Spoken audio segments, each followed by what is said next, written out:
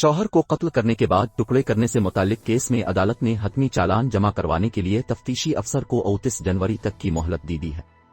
تفصیلات کے مطابق سٹی کورٹ میں صدر کے علاقے میں شوہر کو قتل کرنے کے بعد لاش کے ٹکڑ بڑھئے کرنے والی خاتون کے خلاف کیس کی سماعت ہوئی۔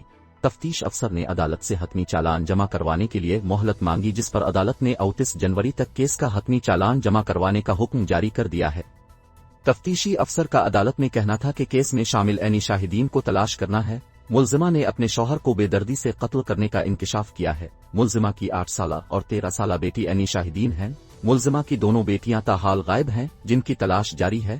ملزمہ کی بڑی بیٹی اور سابق شوہر کو بھی ڈھونڈا جا رہا ہے۔ ملزمہ نے 10 دسمبر 2021 کو اپنے شوہر کو قتل کیا تھا۔ کیس کی مرکزی ملزمہ عدالتی ریمانڈ پر جیل میں ہے۔